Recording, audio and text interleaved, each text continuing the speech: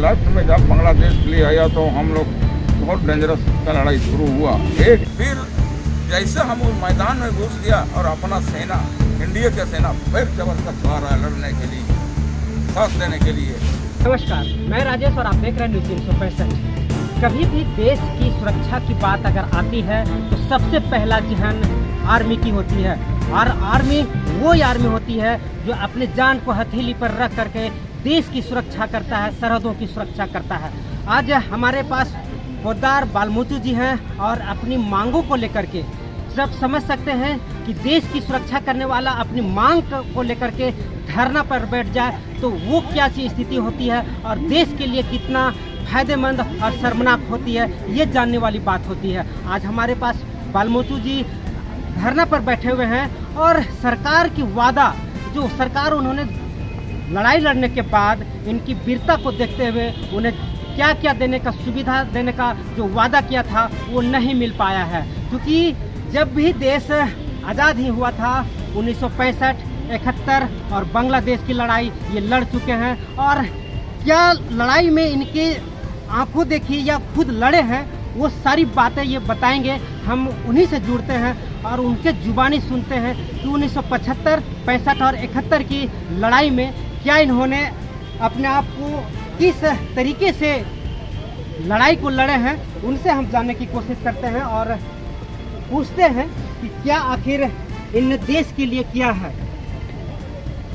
आप आर्मी में कब ज्वाइन किए? हमने ज्वाइन किया 1963 में, सिपाही पुदना बालमुचु 1963 में बहाली होती। कौन बटालियन में आप ज्वाइन किए? हम उस समय बटालियन टेनबियर में था। टेनबियर से ही लड़ाई शुरू हुआ। वो टेनबियर में कितने मेंबर थे, कितने सैनिक थे उस टीम में? उसमें सैनिक था सब मिला के, ऑफिसर और जितने वर्कर सब जवान सब मिला करके 1000 आदमी थे। आप कौन सा पोस्ट पे थे या फिर जेडी थे? हम कोई भी पोस्ट में नहीं है, हम सिपाही रैंक में है। तो कैसे लड़ाई शुरू हुआ और आपने उसमें क्या भूमिका अदा किया? या सरकार आदेश दे चुका तो क्या कर सकते हैं। हमने बोला कि लड़ाई लड़ना ही पड़ेगा तो तो लड़का हमको ले जाने के बाद वो गांव अकोड़ा गांव से हमको पार करना कोशिश कर रहा था। उसके बीच में एक मैदान था थोड़ा सा, तो उसके आगे गांव में वो डॉक्टर था। हमको उसी जगह पहुंचाना है कि जान बचाने के लिए डॉक्टर का हाथ में होगा। अभी जो भी करेगा तो वही करेगा, हम लोग से कुछ नहीं हो सकता है, पानी नहीं पिला सकेंगे। इसलिए सरकार का बात मान करके हम अपना जान को बचाने के लिए बहुत कोशिश किया। तो फिर जैसे हम उस मैदान में घुस गया और अपना सेना, इंडिया का सेना फिर जबरदस्त आ रहा है लड़ने के लिए, साथ देने के लिए।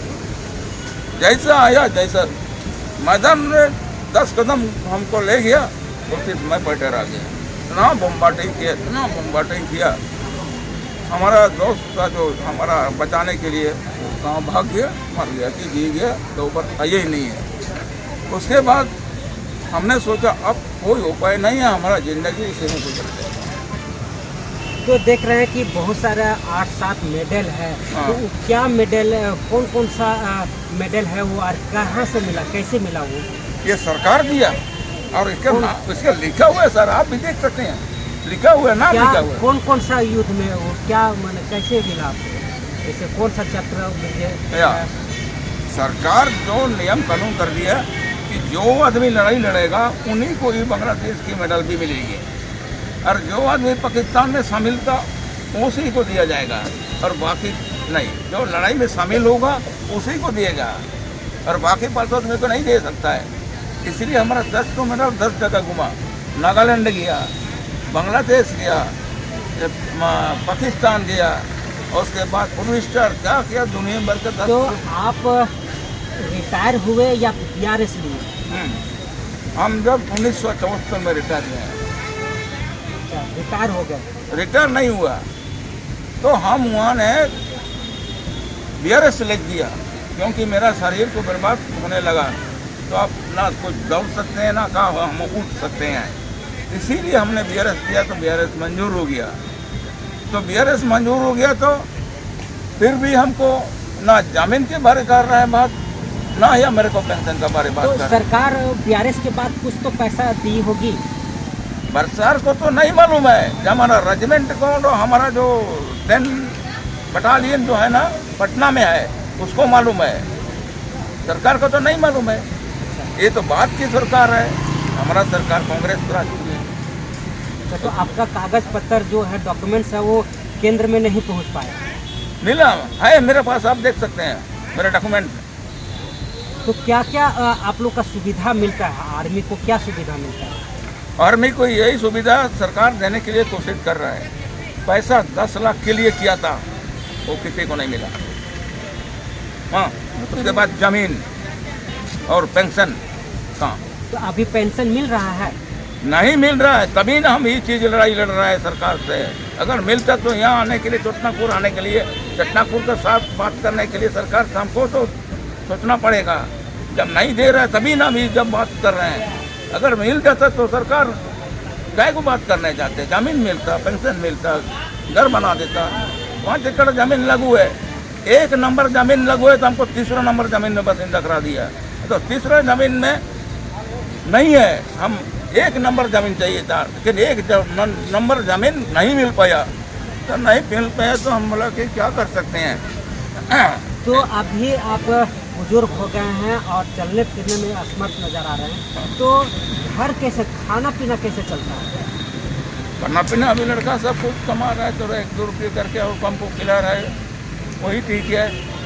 तो उसके बाद हमने लड़का सबको बोल दिए कि बड़ा होने के बाद कुछ पढ़ाई लिखाई किसी भी तरह से अपना कमा करके या मजदूरी कम करके क्या करेंगे, जब सरकार इस तरह हमको पैसा नहीं दिया, पेंशन नहीं दिया, जमीन नहीं दिया, तो अब तक ये तो हाल हो रहा है।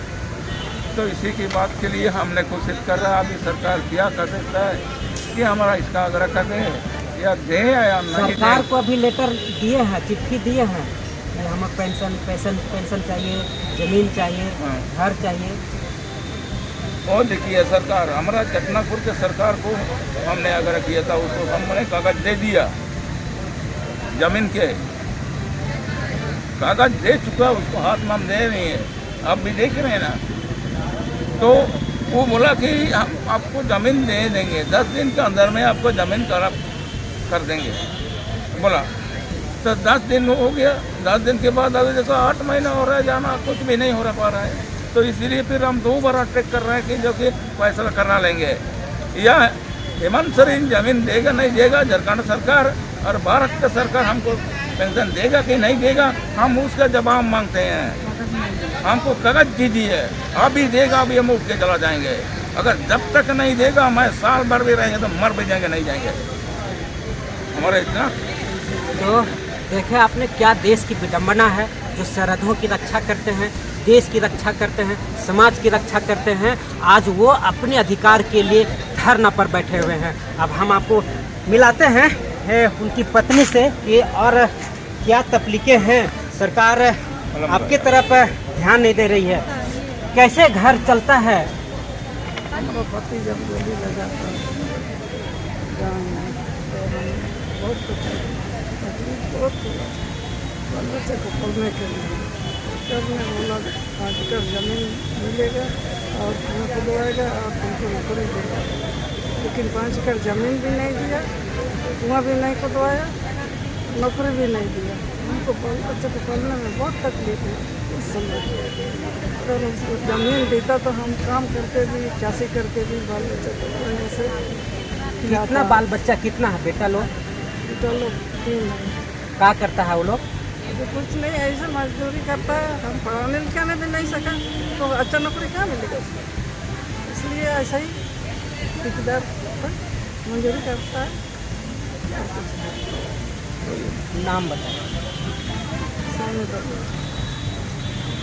देखे कि जब कोई भी घर का गार्जियन अगर बाहर हो, कोई जॉब में हो या कोई काम पर हो, तो घर का सारा दारोमदार उस महिला पर आ जाता है जो उनके घर में रहते हैं। आज वही स्थिति बना, 3 बेटों को अकेले रह कर के पालन पोषण करना बड़ा ही कठिन काम था, जबकि वो बाहर में आर्मी के जॉब में थे। लेकिन सरकार जिस हिसाब से इनको वादा किया था BRS लेने के बाद कि ज़मीन मिलेगा, पेंशन मिलेगा, घर मिलेगा, कुआं मिलेगा और अन्य सुविधाएं मिलेगी, लेकिन ये सारी एक कहावत ही रह गया। अब स्थिति ये है कि ये गरीबी में इतना लाचार है कि ये घर मजदूरी करके दूसरे के यहाँ काम करके अपना भरण पोषण और बच्चों को पढ़ाए, लेकिन पढ़ा भी नहीं सके। आज उनका बच्चा भी आज मजदूरी कर पर अपना जीवन यापन कर रहे हैं। और भी कुछ घर के मेंबर्स लोग हैं जो हम बात करने की कोशिश करते हैं कि क्या क्या कर रहे हैं और कैसे घर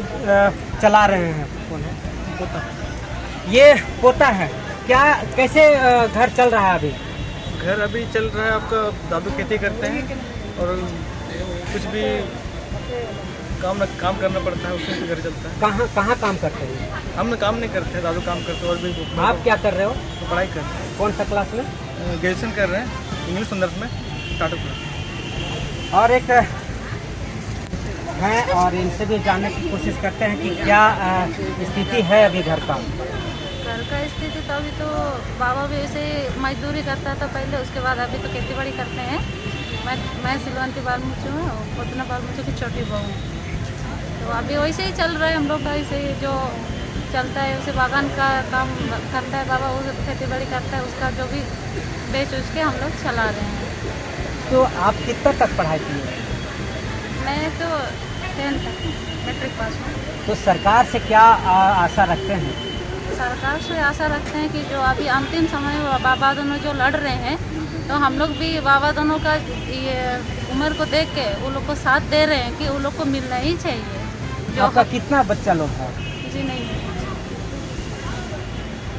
तो देखिए, गरीबी हालत में बड़ा ही विकट परिस्थिति होती है और लोग कैसे जीवन जीते हैं ये देखने वाली बात होती है।